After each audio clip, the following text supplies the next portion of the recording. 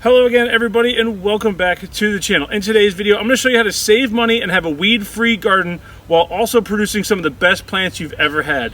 Before we get into today's video, folks, if you wouldn't mind, smash that subscribe button if you're new here, hit the bell for notifications if you want to know when the videos come by, and drop a thumbs up if you like the video. Stop by, say hi, ask a question in the comments section below, and in the description of this video you can find our farm link along with any of our farm sponsors such as Coast of Maine and Mars Hydro. Alright folks, so today we're going to focus in on saving money and really focusing in on where the plants are in the grow. So in a little bit I'm going to show you the grow area and why I'm doing this. So let's talk about how we're saving money, right? Instead of broadcast spreading fertilizer like Stonington or the lobster meal, we're actually going to focus it where the plants are. So last year we put in 4,000 pounds of compost. The grow is a very stable soil now. So there's no point in broadcast spreading where plants aren't going to be and where the black mats are going to be. So this year we are only fertilizing the rows. And doing that, we're focusing in on nitrogen, phosphorus, and potassium. But if you really are on a budget and you really need to save money, go ahead and get yourself just the organic plant food, the Stonington organic plant food from Coast of Maine. Covers all your bases and you're going to have a fantastic grow. But I also want to go over everything else here so you guys know what I'm up to in my grow. So first off, we have the lobster meal. That is our nitrogen base. It's a 620. Nitrogen is good for the early stages, whether that's tomatoes or the product that we grow here. It's really for that early growth, that leafing and greening of which they say. The buds and blooms, that is probably one of, if not the favorite fertilizer from Coast of Maine. It has a ton of phosphorus in it. It also has nitrogen and it has calcium. The problem with buds and blooms, you can't use it as a sole fertilizer because it has absolutely no potassium. So you could buy just this and a potassium supplement such as the Coast of Maine organic plant food. This is actually our potassium base. It's a 524. But in order to bump up that number, we're going to use kelp meal along with all the micronutrients that come along with kelp meal. It's a 101, and that's going to help bring up our potassium and a little bit of nitrogen. But again, folks, if you guys are on a budget, this is where you want to go. Right here, this will cover all your bases. Now, why do I have the black earth and the lobster compost here with me? Because if I see a spot that doesn't have any organic compound, whether I missed it or just tilled up too deep and you can see that there's a little bit of sandy soil there, I have bags here to kind of patch that area so that there's organic matter where I'm planting that particular plant.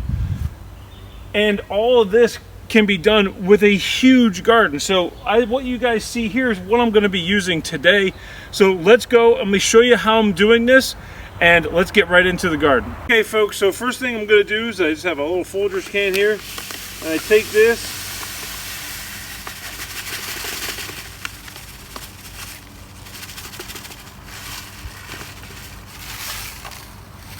And then all I'm doing is taking this and spreading it throughout the entire grow. And that's it.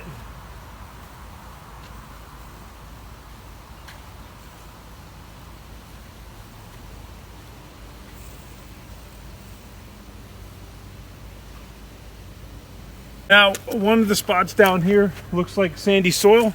So let's grab one of these topsoils and put it down there so we can get some better soil over there where we're going to be planting plants. So while editing the video, I realized that the camera just stopped working. The battery died. So I'm going to give you an idea of what I did during that process. So what I did was I grabbed a bag of lobster compost. I brought it out to that spot where I just saw there wasn't a lot of organic matter. It was really sandy soil. And I went ahead and took the bag, spread it out, raked it out nice and even, and then continued fertilizing. And so I continued fertilizing Stonington, I continued using the fishbone meal and a whole lot of kelp. I actually used a bag of kelp per row because it's such a low NPK value and it brings a lot of micronutrients. I figured why not go ahead, do 4 pounds per row. Doesn't really hurt the plant. It's only going to really help the plant. So that's what I ended up doing towards the end of the video. Was I just flattened out that bag of lobster compost. I did all that, and as you can see behind me, I don't know if you can quite see it, all the rows are done. All the rows are planted. We're going to do an update video on that as well. But I just want to make sure that you guys know what I was doing in that video. I'm trying to show you guys what I'm doing for fertilizer. You can cut your costs significantly by doing this. And I think it's going to benefit the grow as a whole too, because you're focusing on where the plants are, not all the entire field. And when you do that, I really think that you're focusing more on the plant. And it's a lot easier to spend money that, you know, is going to focus on the plant versus spending money you're just broadcasting across an entire grow. So folks, that was today's video. I hope you guys enjoyed it. A big shout out to our friends at Coast of Maine. They really do support this farm. We support what we're doing here, and I love their products. They speak for themselves. The results speak for themselves, and you guys will see that as the season continues, and as has for multiple seasons here on the farm. But if you guys have questions, leave them in the comment section below. Don't forget, give me a big thumbs up on the way out if you like the video. Stop by, say hi. Always ask questions in the comment section. And until next time, folks, I hope you all stay happy, healthy, and I will see you in another video. Take care.